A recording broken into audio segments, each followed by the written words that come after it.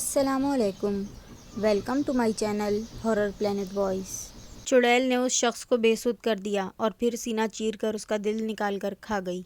गायत्री देवी के पति मानिक चंद, जिनका लकड़ियों का कारोबार था, उसके दो बेटे थे, बड़ा बेटा मोहित और छोटा बेटा मोहन। निर्मला मोहित की पत्नी थी। गायत्री देवी उससे बहुत खुश थीं। उनका पूरा परिवार सुखी जीवन बसर कर रहा था। रात को खाना खाने के बाद सब सहन में जमा थे। गायत्री देवी ने अपने पति से कहा कि मुझे लगता है कि मोहन इस काबिल हो गया है कि मैं अपनी दूसरी बहू ले आऊं। गायत्री की बात पर सब खुश हो गए। अगले ही रोज़ गायत्री देवी ने रिश्ते वाली को बुलवा कर मोहन के लिए अच्छी सी लड़की दिखाने का कहा। चंद रोज़ ही गुजरे थे कि रिश्ते वाली यहाँ पहुँची। इसके चेहरे से खुशी फूट पड़ रही थी। गायत्री, सबसे पहले मेरा मुंह मीठा कर तेरे लिए खुशखबरी लाई हूँ, इसने कहा तो गायत्री ने निर्मला को जलपान का बंदोबस्त करने को कहा। बराबर वाले गांव में मेरे एक जानने वाले किशोर दास रहते हैं, बहुत ही भले मनुष्य हैं। इनकी पत्नी का देहांत अभी थोड़े ही दिन पहले हुआ है और वो खुद भी बीमार रहते हैं। वो अपनी इकलौती बेटी राधा को अपने जीवन में ही अपने घर का करना चाहते हैं। रिश्ता बहुत अच्छा है। लड़की इकलौती सुंदर होने के साथ साथ जायदाद वाली भी है। गायत्री देवी ने कहा, लड़की सुंदर और सुशील होनी चाहिए। हमें कोई इच्छा नहीं, हमारे पास सब कुछ है।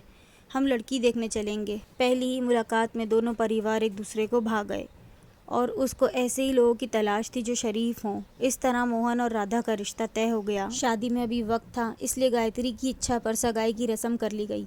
खुशियों ने तो जैसे गायत्री देवी की चौखट को थाम लिया था और फिर पोता आने की खुशी में गायत्री देवी के कदम खुशी से जमीन पर न टिकते थे। पूरे गांव में मिठाई बांटी गई। मिठाई सिर्फ पोते की खुशी की नहीं थी, बल्कि अगले माह मोहन का ब्याह था। मोहन के दोस्तों ने उसका पीछा घेर लिया कि कहीं घूमने का प्रोग्राम बनाए, क्योंकि बकौल उन सब के शादी के बाद मोहन मुश्किल ही हाथ लगेगा। और फिर मोहन ने उनके आगे हार मान ली। वो सब दोस्त यार मिलकर सैर करने के लिए निकल पड़े। कल का दिन है, यहाँ घूम फिर कर वापस चलते हैं, जोगिंदर ने कहा। राजू बेटा, वो यहाँ किसी महल की खंडरात भी है ना? सुना तो बहुत था मगर देखा नहीं है अब तक। हाँ, याद आया, महाराजा लक्ष्मण के किले की खंडरात। आप लोग वहाँ ना जाएं, सब कहते हैं उन खंडरात में असर है, राजू ने खौफजदा अंदाज से कहा। उसकी बात सुनकर वो लोग कह कहे लगाने लगे। फिर शेखर बोला, अब तो बेटा हम वहाँ ज़रूर जाएंगे। बाहर खड़े राजू से उन्होंने चलने का कहा तो उसने साफ इनकार कर दिया। फिर मोहन बोला, अच्छा यार, जो तू साथ नहीं चल रहा, कम अज़ कम रास्ता तो बता दे। राजू ने इन्हें रास्ता समझाया और साथ एक बार फिर खबरदार किया, मगर वो बाज ना आए और आगे चल पड़े। थोड़ी दूर चलकर उन्हें एक बैलगाड़ी दिखाई दी। उन्होंने उससे महाराजा लक्ष्मण के किले जाने का कहा तो उसने साफ इनकार कर दिया। जोगिंदर ने कहा, ताऊ जी, हम यहाँ मेहमान हैं, हमारी सहायता करो। अच्छा, किले तक नहीं तो थोड़ा दूर छोड़ दो। और हाँ, पैसों की चिंता मत करो। मुझे आपको छोड़ने में कोई एतराज़ नहीं है, मगर जहाँ जाने का आप कह रहे हैं वहाँ ना जाओ। बड़े बूढ़े कहते हैं वो जगह जवान पुरुष और नारी दोनों के लिए ठीक नहीं है। मगर वो लोग ना माने और फिर मजबूरन बैलगाड़ी वाले ने इन्हें किले से दूर उतार दिया और गाड़ी वापस लेकर मुड़ गया। एक बार फिर जाते जाते बोला, सोच लो बाबूजी, मैं चलता हूँ। उनके फिर इनकार करने पर वो गर्दन हिलाता हुआ वापस चला गया। किला दूर से ही नजर आ रहा था। वो लोग चलते हुए किले के नज़दीक पहुँचे तो अंधेरा होने लगा था। यार, गलती हो गई, हमें दिन में आना चाहिए था, अंधेरे में हमें कुछ दिखाई थोड़ी देगा। मोहन का इतना कहना था कि पूरे किले में दिए जल उठे। किला बहुत बुलंद और इसकी बुलंदी आसमान को छू रही थी। वक्त ने इसकी खूबसूरती को कम ज़रूर कर दिया था, मगर उन खंडरात को देखकर ये अंदाज़ा हो रहा था कि अपने दौर में कितना आलीशान रहा होगा। अरे, यहाँ तो किले के रखवाले भी हैं, तभी तो दिए रोशन हो गए। वो लोग किले के अंदर घूमने लगे, फिर थक हार कर बैठ गए। मोहन ने कहा, यार कुछ बताओ तो सही इस किले के बारे में। तो जोगिंदर ने बताना शुरू किया। ये किला महाराजा लक्ष्मण ने तामीर करवाया था। इस किले में वो अपनी धर्मपत्नी के साथ रहता था। महारानी के बारे में सुना है कि बहुत ही सुंदर और कमसिन थी। फिर एक रोज़ वो महल में मौजूद न थी, मगर किसी की जुर्रत न थी कि वो महाराजा से इस बारे में कोई प्रश्न करता। इसके बाद महाराजा लक्ष्मण की मृत्यु एक युद्ध में हो गई। महाराजा की कोई संतान नहीं थी जो उसका वंश आगे बढ़ता, और यूं समय गुजरने के साथ साथ ये किला वीरान होता चला गया। जोगिंदर खामोश हो गया। वो आगे बढ़े तो किले की पिछली तरफ इन्हें एक बड़ा वीरान कुआं नजर आया। मोहन ने कुएं की मुंडेर पर चढ़कर रस्सी को खींचा तो पानी से भरा डोल ऊपर आ गया। मोहन ने चिल्लू भर पानी पिया और बोला, वाह, कैसा ठंडा पानी है, मेरी तो प्यास ही बुझ गई। काश मैं उस समय का महाराजा होता तो उस हसीन अप्सरा का पति होता। वो और मैं इस किले में जीवन बिताते।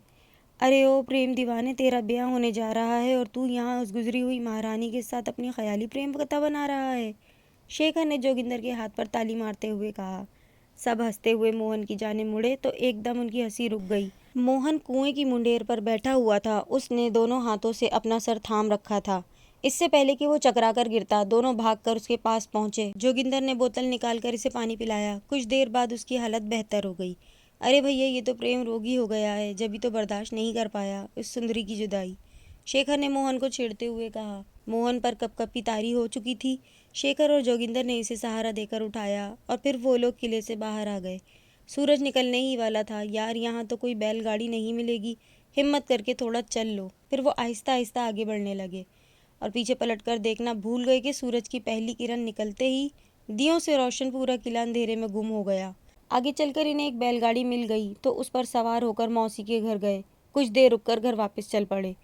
मोहन पर नकाहत तारी थी। उसको उसके दोस्त बड़ी मुश्किल से घर छोड़कर आए। मोहन के घर वालों से असल बात छुपाई कि वो किले गए थे, थकन का बताया और चले गए। निर्मला दूध लेकर मोहन के पास आ गई। मोहन भैया, दूध पी लीजिए। मोहन की आंखें लाल और हाथ यख ठंडे हो रहे थे। आपकी तबीयत ठीक नहीं लग रही। निर्मला ने दूध पीकर आराम करने का कहा और चली गई।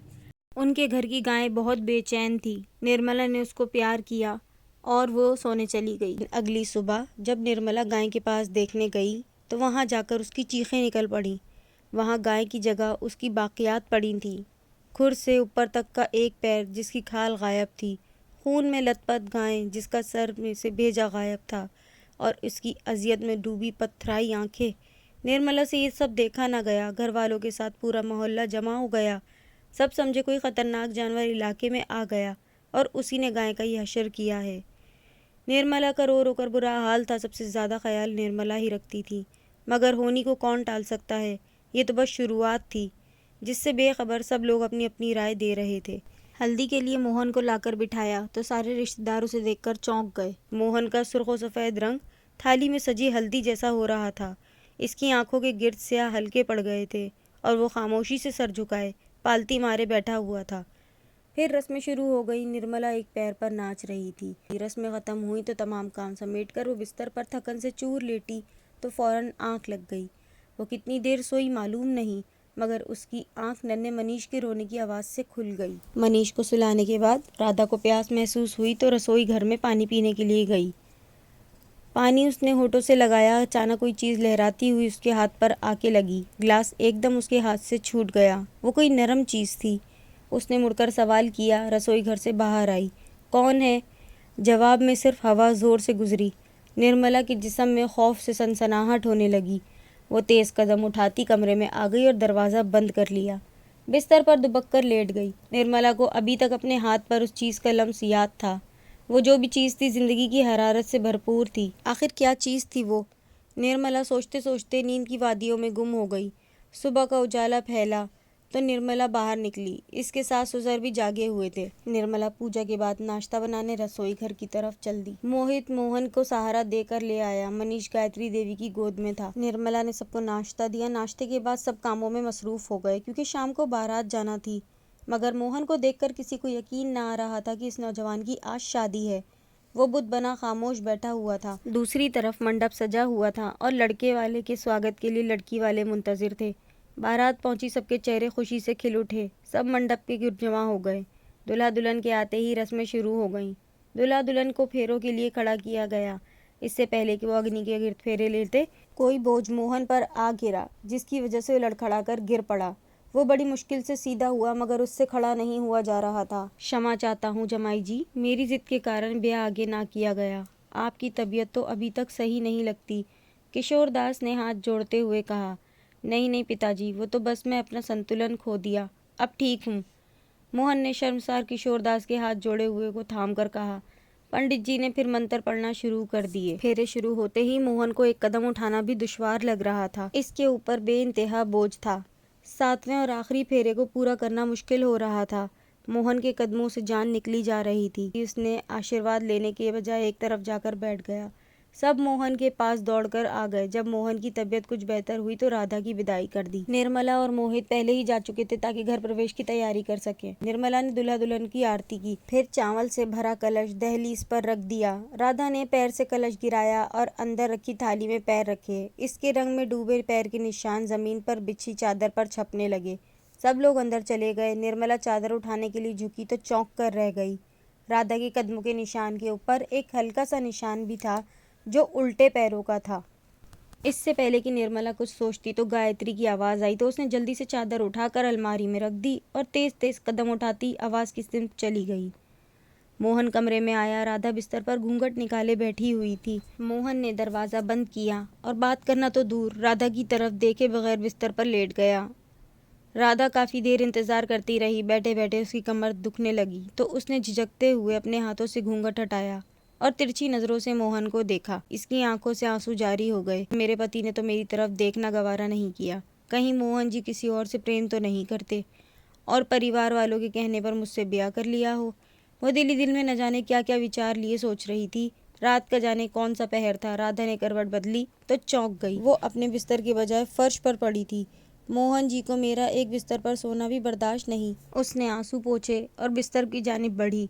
देखती है कि उसके कदमों को ज़मीन ने जकड़ लिया। मोहन बाएं करवट लेते सो रहा था। उसकी कमर से एक चिपका हुआ बेइंतहा स्याह वजूद जो बिस्तर पर पड़ा था। फिर तड़ाक की ज़ोरदार आवाज़ के साथ एक ज़ोरदार तमाचा राधा के गाल पर पड़ा और वो चकराकर ज़मीन पर जा पड़ी। राधा के होंठों से खून जारी हो गया। वो मोहन के पास जाने के लिए पैर उठाया ही था कि किसी ने गुद्दी के पास से उसकी चोटी को कस के जकड़ लिया। तकलीफ से राधा की चीख निकल गई और उसकी आंखों के आगे एक स्याह चादर तन गई। उसे कुछ दिखाई नहीं दे रहा था। फिर पलक झपकते ही इसकी निगाहों के आगे दो अंगारे आ गए। साथ ही राधा जोर से फिजा में उछली और हवा में उड़ती हुई दूर जा गिरी। अब की बार राधा ने जो सर ऊपर उठाया तो उसकी निगाहों के सामने दो बेहद स्याह पैर थे जिनके नाखून लंबे और मुड़े हुए थे। फिर पैरों के ऊपर मौजूद स्याह वजूद नीचे होता चला गया। राधा की आंखें खौफ से फटती चली गईं।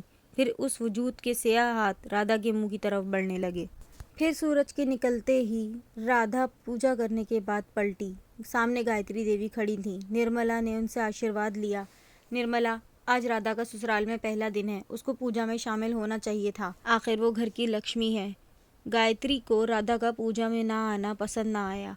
निर्मला सर झुकाए वहां से चली गई। झिझकते हुए मोहन के कमरे पर दस्तक दी मगर दरवाज़ा ना खुला।